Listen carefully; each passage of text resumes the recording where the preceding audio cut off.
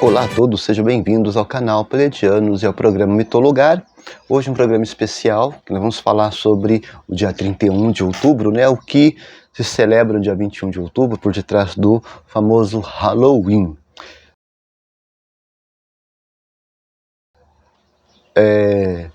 O programa Mitologar é um programa voltado para os estudos sobre mitologias, e nós sempre abrimos um parêntese de acordo com a época, alguma festividade, alguma coisa que se surge no decorrer do ano, para podermos estar conversando. Algumas pessoas pediram para que nós falássemos sobre Halloween, e por que não, né?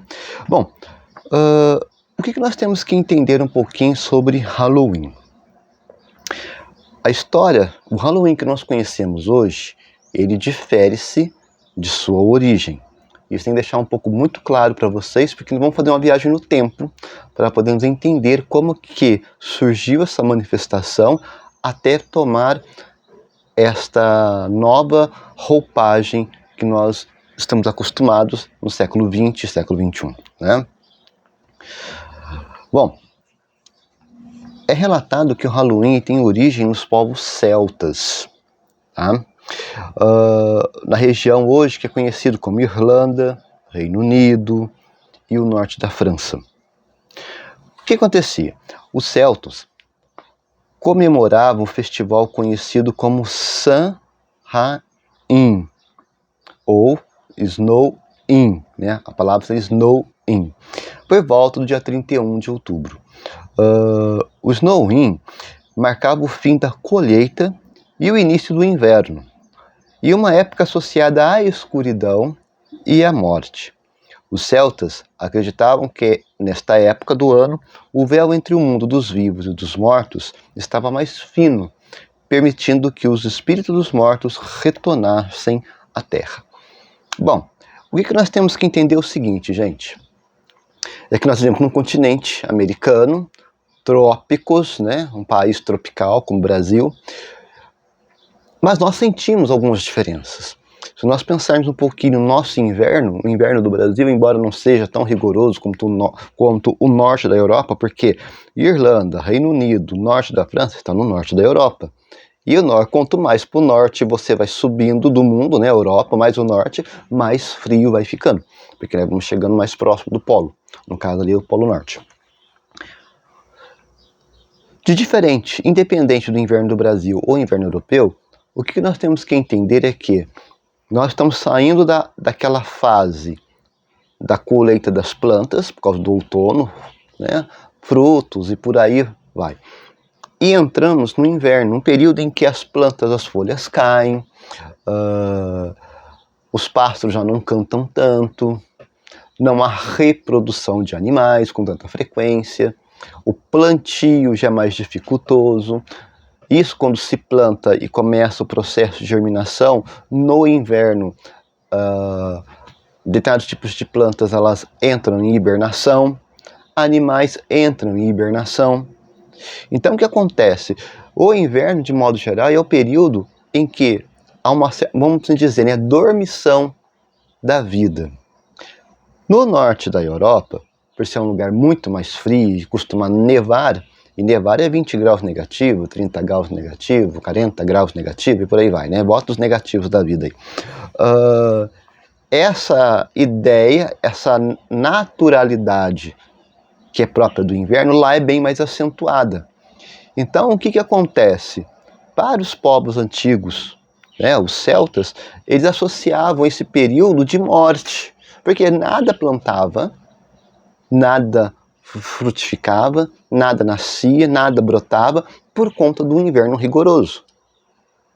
Então essa introspecção que o inverno traz, o recolhimento, fica trancado dentro de casa, fechado, né? Na casa antiga provavelmente era feito de pedras, deve ter um imenso de um fogo no meio da casa que aquece a casa toda. Então são coisas que acaba convidando os moradores, as pessoas, para se fecharem, se recolherem, a introspectar durante o inverno. E, é claro, você tem que entender o seguinte: inverno, se for com chuva, é úmido, né, dependendo da situação, Se você estoca alimento, esses alimentos também vão sofrer com o clima frio. Podem apodrecer, podem estragar. Então, o que acontece? Eles começavam a associar essas coisas também a manifestações dos mortos no mundo dos vivos. Então, esse receio dos mortos agirem no mundo dos vivos justamente nesse período de fragilidade humana, né? Que é essa introspecção do inverno. Somando-se a essa cultura grega, quando os romanos começam a sua ascensão e domínio, essas tradições celtas acabaram se misturando às festividades romanas, que são inúmeras, né? E aí o que acontece? Dentre eles o festival de Pomona, que homenageava a deusa das frutas e das árvores. Isso contribuiu para a ênfase às maçãs, colheitas de outono no Halloween. Então você vai observar que essas festividades romanas, elas davam muita valorização aos frutos da terra. E se somando a essa cultura celta, dessa introspecção, nós começamos a ter um entrelaçamento, vai se moldando, vão se misturando essas duas festividades e vai dando um novo significado para o Snow-In. Com o surgimento do cristianismo, o cristianismo começa a se acender e começa a ser difundido pelo mundo conhecido. Na época, o mundo romano era o mundo conhecido, né? A partir do século VII, para ser mais exato, a igreja ela começa a introduzir o Dia de Todos os Santos, ou All Saints Day, né? O Dia de Todos os Santos, no dia 1º de novembro, uma festa que honrava os santos e santas da igreja. A noite anterior era conhecida como a véspera de Todos os Santos, no dia 31. E, eventualmente, junta-se o termo que vai dando um significado. Porque olha só como é que são as coisas. Véspera de Todos os Santos é All Halloween. Halloween. Olha só a proximidade da fonética. Então, véspera de Todos os Santos, Halloween. Dia 1º, dia de Todos os Santos. E dia 2, o dia de Finados. Nas tradições irlandesas, esse Halloween foi levado para os Estados Unidos, principalmente por imigrantes irlandeses do século XIX. Lá, a celebração do Halloween começou a se espalhar e a evoluir. Essa evolução nos Estados Unidos do Halloween adquiriu uma mistura de tradições de culturas diversas. Porque você tem que entender que muita gente, muitos povos saíram da Europa para migrar para os Estados Unidos, para tentar uma vida melhor, né, no novo continente, porque nós temos que entender que nem todo mundo foi por livre, espontânea vontade para os Estados Unidos, como nós conhecemos hoje o país, Estados Unidos, Canadá, né? Muitas pessoas foram para lá obrigados. Os indesejáveis na Inglaterra eram convidados a ir para o Novo Mundo. Em outras palavras, ou você vai ou você morre. Assim começou no Brasil. Muita gente que Portugal não queria, que era prejudicial para o reinado, foi mandado para o Brasil. Ou para as outras colônias portuguesas, os indesejáveis. E, é claro, essas pessoas, seja de vontade própria ou vontade própria forçada, a imigrar, a ir para os Estados Unidos e Canadá, que são, né, as colônias britânicas na América, essas pessoas que foram para lá também levaram as suas tradições já alteradas sobre Halloween e lá vai se estruturalizando novamente. Vai dando uma nova fachada, uma nova mesclagem, uma nova roupagem. Então o que acontece? Nos Estados Unidos, o Halloween adquire uma mistura de tradições dessas diversas culturas. As atividades incluem o uso de fantasias, esculturas em abóboras, pedir doces de porta em porta, que é o famoso doces ou travessuras, né? O Halloween se torna uma celebração mais voltada para crianças, com ênfase na diversão e no entretenimento. E à medida que as coisas vão evoluindo, a nossa sociedade totalmente evolutiva. E essa evolução na nossa sociedade, ela é sempre manifestada pelos interesses econômicos. Ela não evolui simplesmente pelo simples fato de evoluir.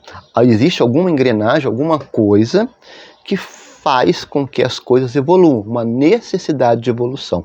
No caso, a evolução é financeira, lucro, tutu, cascalho, né?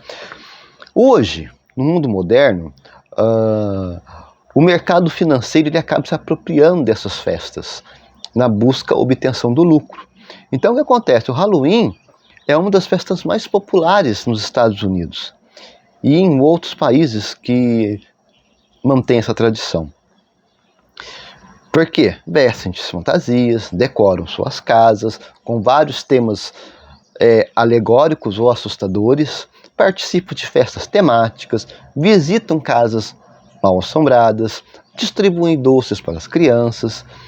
Como é muito comum ir aos cinemas assistir filmes de terror durante o período do Halloween. Então nós começamos a entender que o Halloween ele começa a movimentar engrenagens econômicas em nome da festividade. A mesma coisa acontece no Dia das Mães, Dia dos Pais, Dia das Crianças, Natal, Ano Novo, Namorados.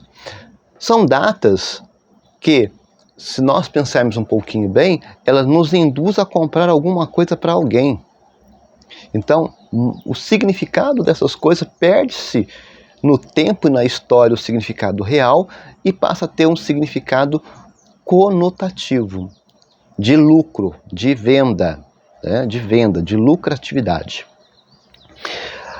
Bom, embora o Halloween tenha evoluído ao longo do século e tenha diferente significado para as pessoas de diferentes culturas, como eu falei, são várias culturas, né? Ele continua sendo umas festas que celebram o misterioso, o sobrenatural e a diversão. É uma tradição que continua a evoluir e a se espalhar pelo mundo. Como eu disse, se você pegar hoje o norte, a Irlanda, seja do norte ou do sul, Halloween para eles tem uma forma de ser. Se você vier para Grã-Bretanha, País de Gales, você já vai ver que é uma outra forma de se encarar Halloween. Se você vier para a cidade de Roma, será uma outra forma. E assim vai ser Portugal, Espanha, os países asiáticos, os países latino-americanos vão ter sua própria configuração sobre Halloween. E aí o que acontece? A sociologia ela tenta explicar essas coisas de uma forma muito interessante. Dentro dessa linha, quando nós nos debruçamos sobre cultura, ela dá uma identidade a identidade da comunidade. Uma comunidade que passa a ter rosto, passa a ter voz, ela passa a ter um símbolo, né? Um brasão, uma identificação própria. Né?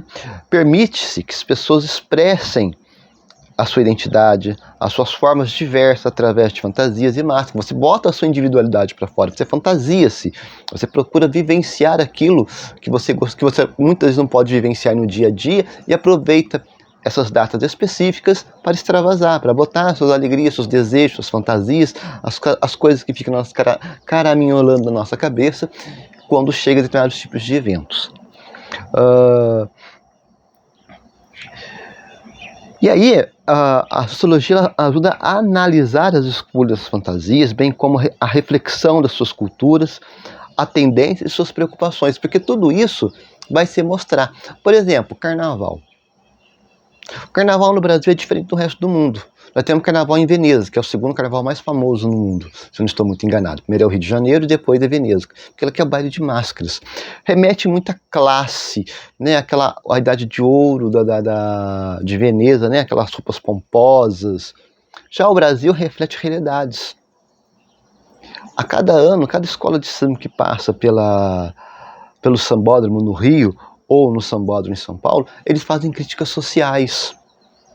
Eles fazem críticas sociais. Por quê? Porque é necessário, porque através do enredo, através da alegoria, através das canções, entra nos nossos ouvidos para nos fazer pensar. Mais do que você ver e reagir, porque às vezes a gente se esquece. O problema do ser humano, muitas das vezes, é que nós julgamos sem pensar. Você vê uma escola de samba mostrando, igual uma época mostra certas imagens que são, de certa forma, críticas, uma certa criticidade sobre religião, por exemplo. A pessoa não consegue ler a matéria toda, o enredo todo, para poder entender o que quer dizer aquilo. Você julga por aquilo que você está vendo. Então, o que acontece? O carnaval, assim como esses outros eventos, eles nos fazem refletir sobre realidades, fazem críticas.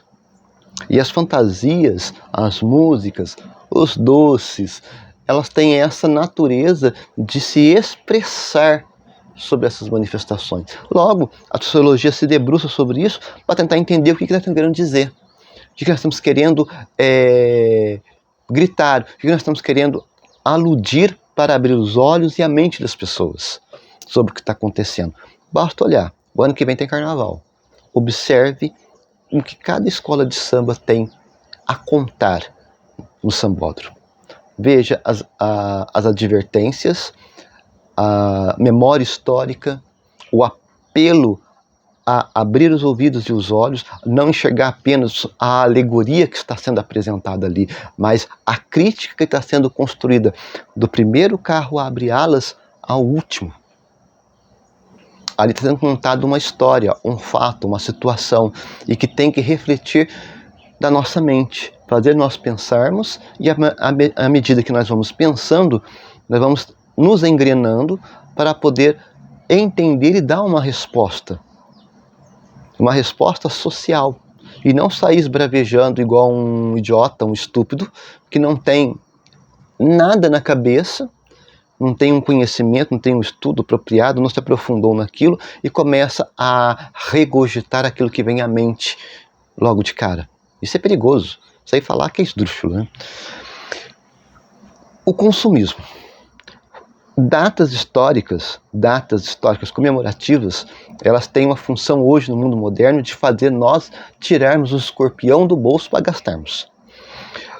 O Halloween é uma festa comercial significativa, com gastos em fantasias, decorações e doces. A sociologia explica que o consumismo é promovido e como ele impacta as famílias e a economia local. É claro, dinheiro é dinheiro, né? A gente faz a roda da economia virar. Mas nós temos que tomar cuidado sobre os exageros. Tradições e mudanças sociais.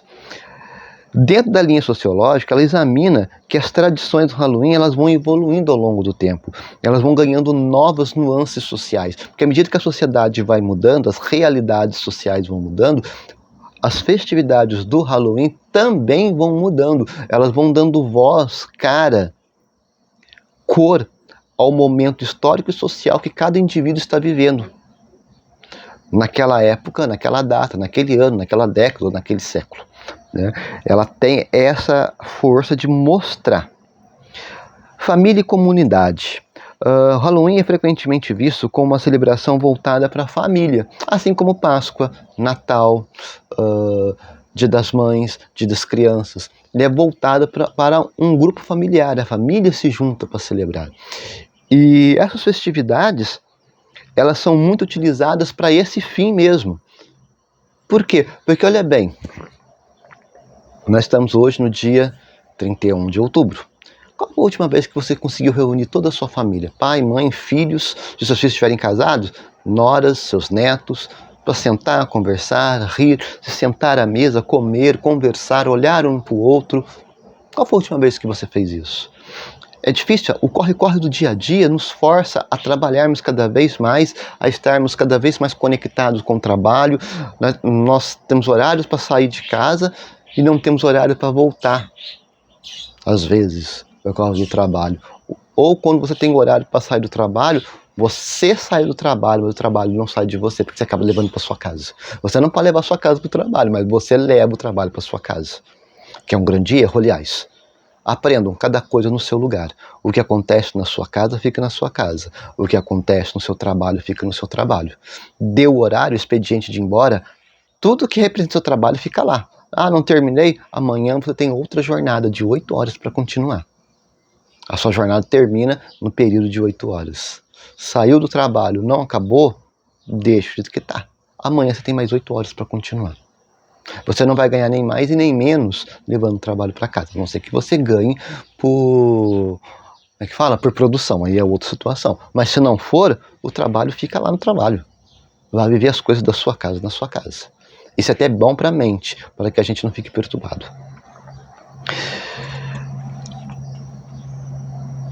Família e comunidade. O Halloween é frequentemente visto como uma celebração voltada para a família e a comunidade.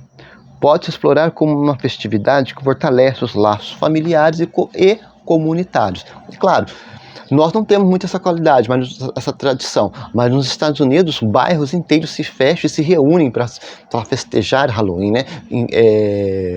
Decoram as casas, fazem aquele marauê, né, de diversão, como a gente vê nos filmes e seriados às vezes, né, as famílias tudo com suas casas decoradas, cada um esperando as crianças bater de porta em porta pedindo doce.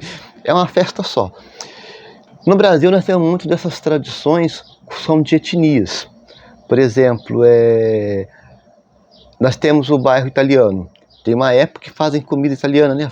Fecha-se o bairro e fazem festas, né? Sobre a memória italiana. Nós temos a semana coreana, fecha-se lá na Liberdade os coreanos, semana dos japoneses e por aí vai. Nós temos essas nuances. Lá, o Halloween tem muito disso, essa coisa muito forte. Já antropologicamente falando, ela vai buscar muitas origens culturais e históricas do Halloween. Ele pode investigar suas origens, suas tradições, pautada desde a época dos celtas e romanos, para poder explicar essa influência, como isso se influencia, como os antigos entendiam essa forma de festejar, né, até as nossas festividades modernas.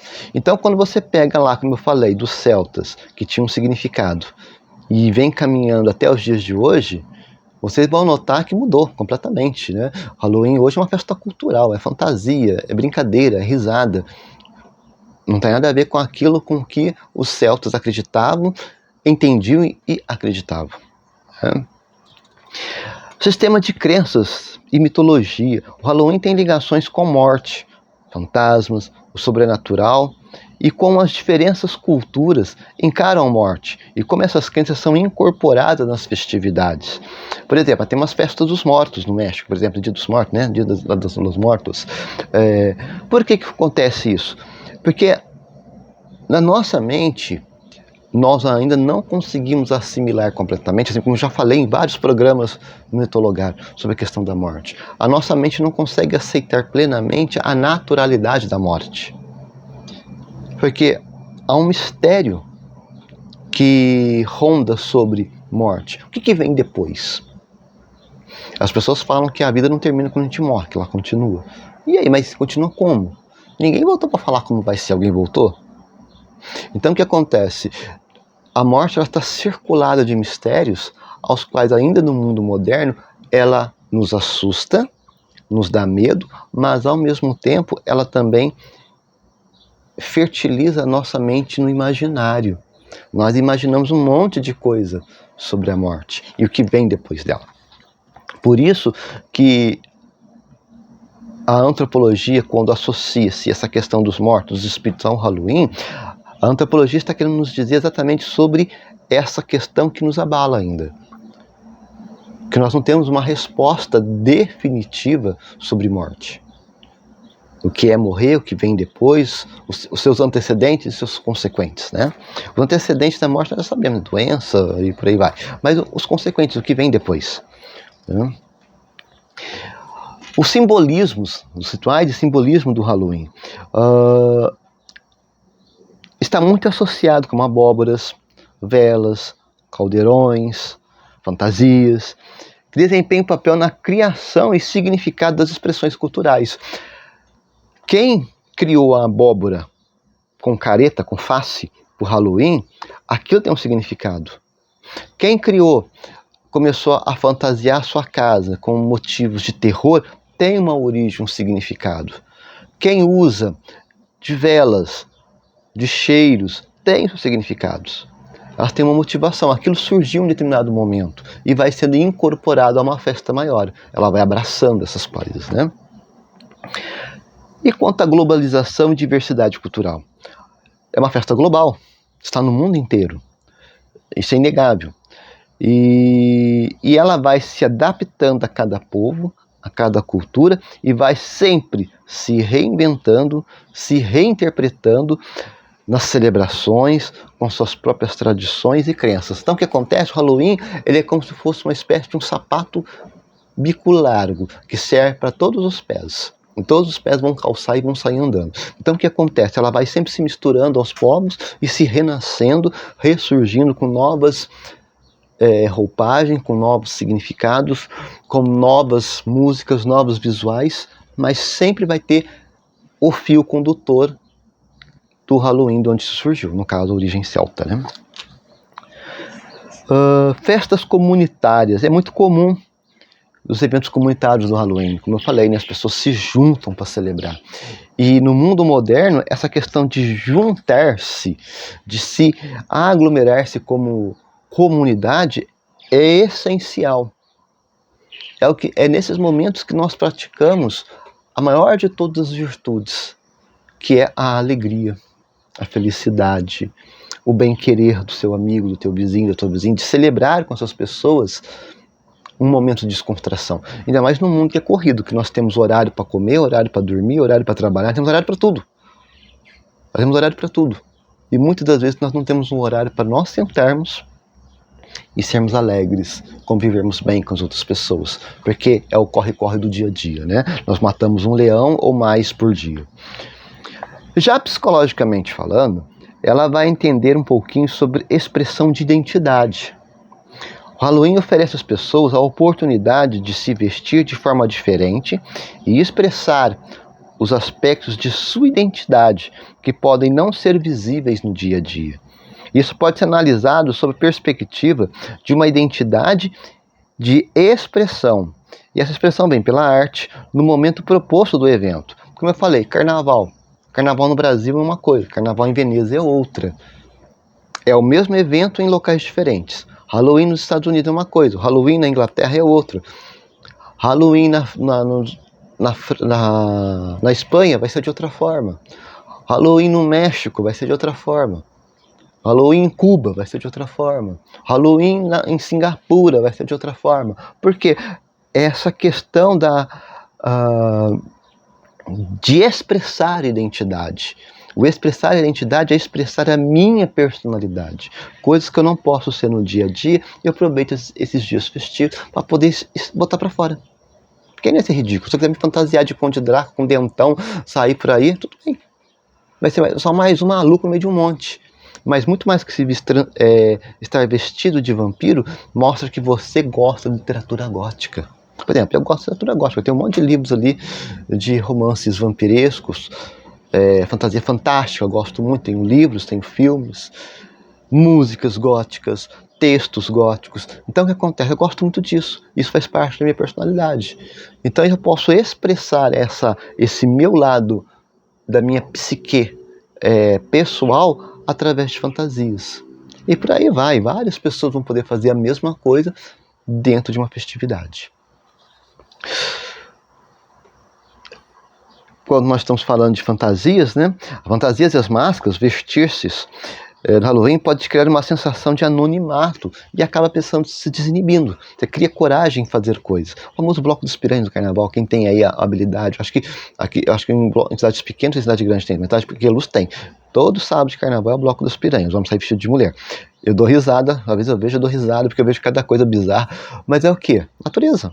É o extravasar, é a desinibição, permitir que as pessoas elas ajam na alegria. E que em dias normais jamais fariam isso. Porque nos dias normais você tem que ter uma postura, você tem que estar sustentando uma imagem, um comportamento, um nome, um sobrenome. E em épocas de festa não, você está no anonimato. A fantasia lhe permite o anonimato e você poder se divertir e botar para fora os seus demônios, principalmente, né? Medo e excitação. Halloween é associado a emoções intensas, como medo e excitação. Medo pode analisar porque as pessoas são atraídas por experiências assustadoras. E como essas experiências afetam as emoções? O desconhecido atiça o nosso imaginário. Tanto que existem seriados com temas sobrenaturais, filmes com temas sobrenaturais, de terror. Por quê? Porque isso atiça a nossa imaginagem, a nossa imaginação. Nós tentamos compreender aquilo que não pode ser compreendido, aquilo que não pode ser entendido de imediato. Nós sabemos que muitas das coisas às vezes não existe, é imaginativo, mas dentro da nossa mente aquilo é real, porque você dá a luz, você dá a voz, você dá a cor no filme, no cinema, na fantasia. Então o que acontece? Essa ideia da fantasia, ela nos ajuda a explorar os nossos medos e as nossas excitações. Por exemplo, quem tem medo de aranha, já viu o filme Aranhas Malditas? Você vai perder teu medo, porque não existe aranha daquele tamanho. Nunca existe. A maior aranha do mundo tem acho que 30 centímetros, se não me engano, de envergadura. Você pega de uma pata a outra, acho que é 30 centímetros, se não me engano. Não estiver muito enganado. Se estiver enganado, quem corrige aí pra mim embaixo aí depois dos comentários. Mas aranhas malditas tem aranha lá de 5, 10, 15, 20 metros de altura. Isso não existe. Mas o imaginário nosso permite mostrar que às vezes aquela fobia que você tem de um animal pequenininho o transforma em um gigante perante do seu medo. O seu medo faz aquela criatura pequenininha se agigantar-se. E os filmes, a fantasia, explora o nosso medo e a nossa excitação, obviamente. O consumismo, novamente. Halloween é uma festa comercial, de consumo. Por detrás de tudo aquilo estão os gastos, decorações, fantasias, doces. Então o marketing está associado a essas vendas, às festas. É feito mesmo, gente. É praticamente uma lavagem cerebral. E eu posso dizer que no mundo moderno, o marketing e a propaganda, ele é a alma do dinheiro. Porque ela consegue colocar dentro de nós necessidades. O exemplo que eu uso muitas pessoas é a questão do celular. O celular, basicamente, ele faz a mesma coisa, que é fazer você se comunicar com outras pessoas. Embora os celulares da modernidade, hoje praticamente é quase um computador de mão, né? Um computador portátil nas nossas mãos, mas ainda assim ele faz o seu papel funcional. Qual que é o papel funcional de um celular? Comunicar-se com outra pessoa. Mas o marketing e a propaganda injeta em nós a necessidade de termos o celular mais top do momento. Porque sem aquilo você não vai viver, você vai morrer, a sua vida vai se esvair se você não tiver. Aí você desembolsa 10, 15, 20 mil reais num bendito um telefone. E sendo que um telefone de 700, 800, 1.000, 2.000 reais vai fazer exatamente a mesma coisa que o telefone de 5, 10 mil vai fazer, que é comunicar-se. Então, o marketing e a propaganda, ela nada mais do que a alma que nos impulsiona a comprar. E se a pessoa tiver vício ainda em gastar, é a faca e o queijo, né, na mão. Crianças e desenvolvimento. O Halloween é uma celebração popular entre as crianças. Praticamente as crianças são alvos do Halloween. E o motivo disso é que ajuda no desenvolvimento cognitivo, emocional, social das crianças. O que quer dizer isso, né? Vai se socializar com outras crianças, com outras pessoas, conhecer como as outras pessoas que não são da mesma etnia que a sua, da mesma família que a sua, celebram o mesmo Halloween que você está celebrando. Festividade que você está festejando. Como música, comida, roupa, diferente do seu. Tudo isso para as crianças é novidade. E isso ajuda elas a entenderem que existe um mundo cosmopolizado. Que o mundo não é aquela caixinha que ela habita dentro da casa dela. O mundo é muito maior do que isso. E essas festividades ajudam a criança a enxergar que o mundo é muito maior do que o universo que ela habita dentro de uma casa. Reflexões sociais. Halloween é frequentemente celebrado em grupos, como festas em eventos, como doces e travessuras, casas assombradas. A psicologia social, ela faz com que essas interações, ela ajudam a desenvolver o senso comum de comunidade. Isso estimula o respeito, o amor, a convivência, o diálogo, a aceitação que o outro festeja diferente de você, o outro se veste diferente de você, o outro festeja diferente de você, mas é Halloween igual. Nos ajuda a cair as barreiras da separação, em outras palavras. A psicologia do riso e da diversão. O humor desempenha um papel importante no Halloween, com muitas festividades centradas em situações engraçadas ou assustadoras. Ela nos ajuda a fugir do cotidiano e dos dilemas que nós enfrentamos. Uma boa risada, uma boa dose de humor, uma boa festividade bem ajustada, bem que atiça bem os nossos ânimos, nos ajuda a fugir um pouco da realidade. E a realidade de vida nossa, cada dia que se amanhece, é cada vez pior, é cada vez mais grosseira, é cada vez mais, eu costumo dizer que ela é quase sufocante. E aí nós precisamos desses tipos de evento para esquecermos um pouco o mundo sufocante que nós temos que encarar quase que todos os dias. E quando nós falamos de crenças e superstições, muitos elementos do Halloween estão associados a crenças e superstições, com a ideia que o véu entre os dois mundos, né, do vivo e dos mortos, está mais fino nessa época. A principal coisa que fica na cabeça do ser humano é a questão espiritual, desses espíritos que vivem vez por outra para vir nos atazanar, né, ou cobrar alguma coisa de nós. Gente, é uma questão muito interessante, porque nós temos que entender que o Halloween ele é uma celebração secular. Ela não foi inventada ontem. Então ela vem carregada da secularidade, das tradições e dos povos. Então não é meramente algo que vai estar presa a um preconceito ou a um antissemitismo. E nós temos que tomar muito cuidado com isso, porque quando nós colocamos no Halloween, na festividade, coisas negativas que afastam ela da sua realidade, que é diversão, e nós propagamos o Halloween com ideias adversas ou opostas, nós alimentamos o terror verdadeiro. Qual é o terror verdadeiro? O preconceito. Tem muita gente que acaba demonizando Halloween. E quando você demoniza Halloween, você está demonizando pessoas. E nós que falamos esse tipo de coisa, nós não temos a consciência de quão grave isto é. Porque você está mexendo com a cultura, com o pensamento, com a origem de uma pessoa. Se você chegar nos Estados Unidos e falar as aberrações que nós ouvimos por aí, vez por outra, de alguns líderes religiosos sobre Halloween, lá ele seria apedrejado.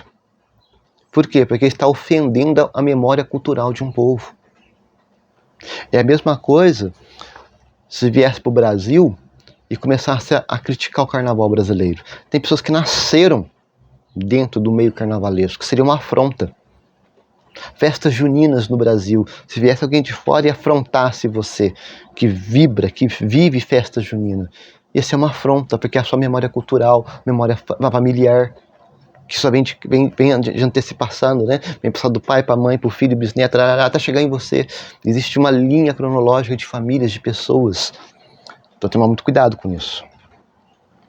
É claro que o Halloween também pede bom senso. Tem gente que usa fantasias inapropriadas, dá força ao negativismo. Decorações ofensivas de uma casa.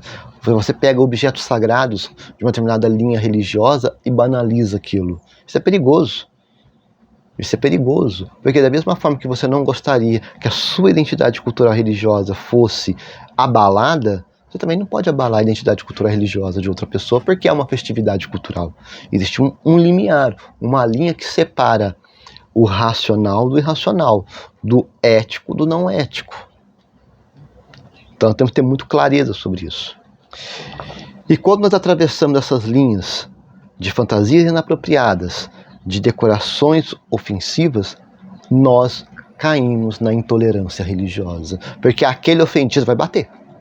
Ele vai bater com força. Porque ele está defendendo não somente a fé, ele está defendendo ele. Porque ele se sentiu menosprezado, prejudicado, diminuído. A vida da pessoa nem é praticante da fé.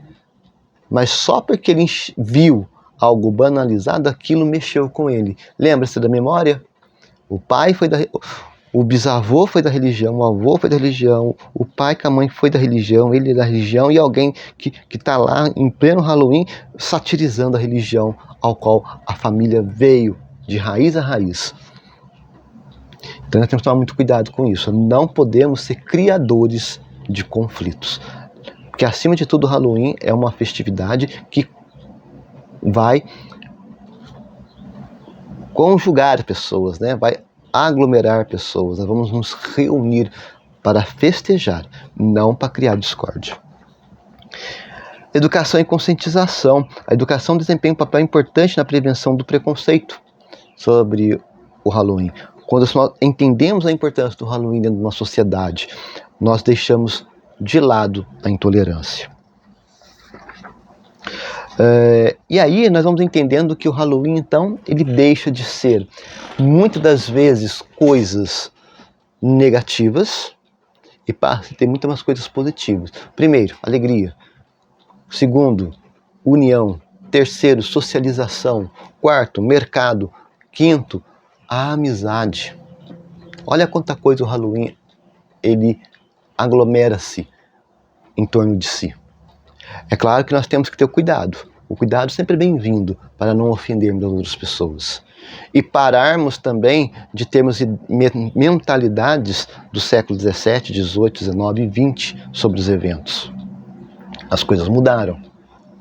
Elas se perdem com o tempo. Como eu falei, o Halloween, que era praticado pelos celtas, é totalmente o Halloween de hoje. O Halloween de hoje é uma festividade, basicamente voltado para o lucro.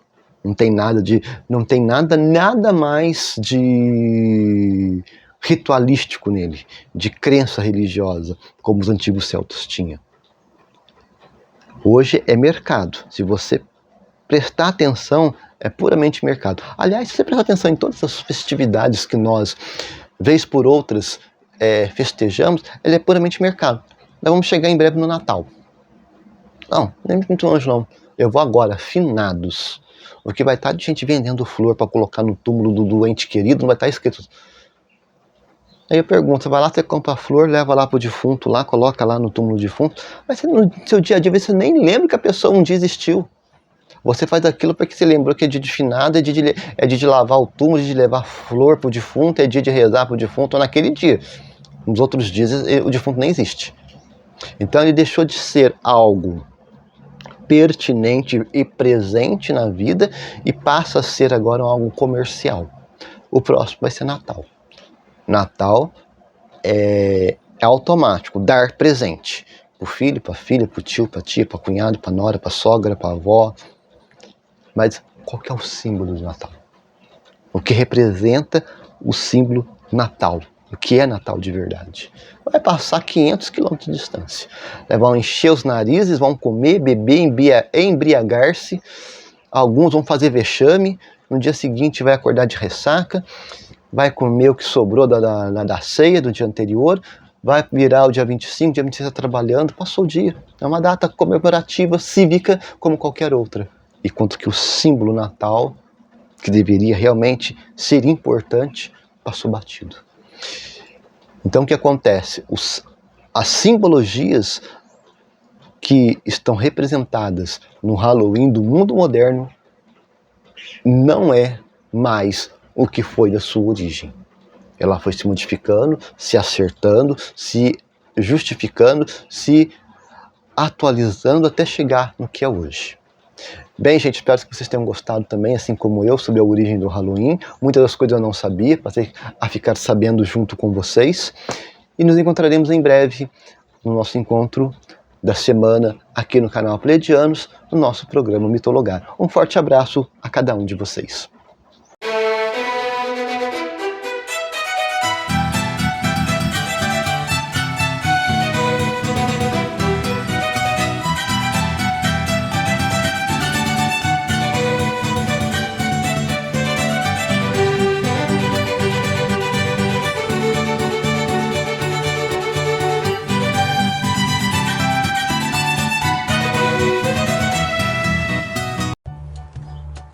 Nós somos a Associação SOS Felinos, onde nós dedicamos com muito amor e carinho a cuidar de 55 gatinhos que foram resgatados da rua. E através de sua inestimável ajuda, estamos conseguindo dar a esses bichinhos muito amados um lar, alimento, remédios, veterinário, além de muita atenção, cuidado e imenso amor. Se você ainda não conhece a Associação SOS Felinos, venha nos conhecer pelas redes sociais e assomar conosco neste projeto. A Associação SOS Felinos, juntos para um mundo melhor para todos.